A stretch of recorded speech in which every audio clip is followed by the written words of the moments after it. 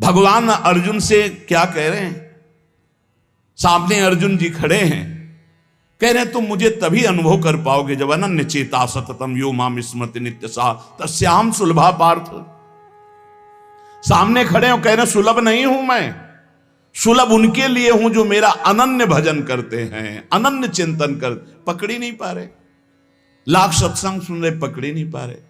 बिल्कुल नहीं, ऐसे नहीं हो। थोड़ा विवेकवान हो, मनुष्य जीवन मिला है। ऐसा नहीं कि कोई तुम्हें प्रलोभन दे दे तो हम तुम्हारे रोग नष्ट कर देंगे, हम तुम्हें सिद्ध कर देंगे, हम तुम्हें धनी बना देंगे। हम कहते हैं कि हो सकता है 1000 जाते उनमें से 100 लोग ठीक हो गए हों। कैसे?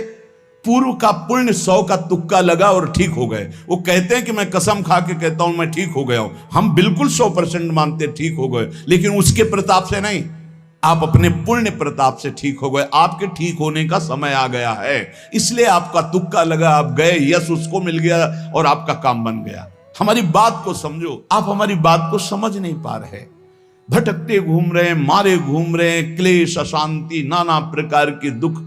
अरे भाई, भगवान की शरणागति प्रतिपल परमानंद प्रदान करती है। क्यों नहीं शरण में हो जाते?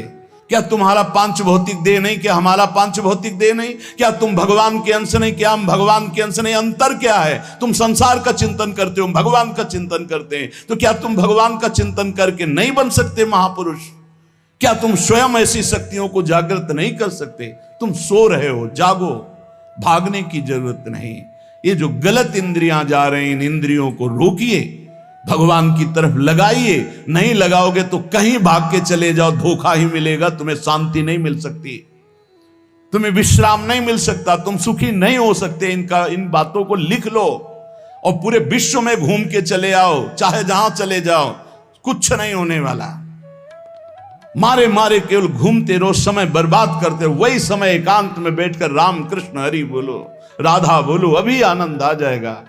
हम ये नहीं कहते कि तुम करोड़पति बन जाओगे, तुम्हारे सारे काम बन जाएंगे, लेकिन हम ये कहते हैं कि तुम्हारा हृदय शांत हो जाएगा, तुम्हारा भागम भाग मिट जाएगा, तुम एक गंभीर हो जाओगे, धैर्यवान हो जाओगे, तुम लड़ना सीख जाओगे दुखों से। तुम सुखों से भूल करके पापाचरण कर बैठे हो। दुखों में इतना तुम हो जाते हो कि अपने जीवन को भी नष्ट करने की सोच। ये सब भगवत विमुख जीव का लक्षण है। भगवत सन्मुख होने पर सुखों में दूसरों को बांटा जाता है और दुख में सहकर भगवान के नाम का स्मरण करते हुए उस दुख के समय को काटा जाता है। समझते नहीं।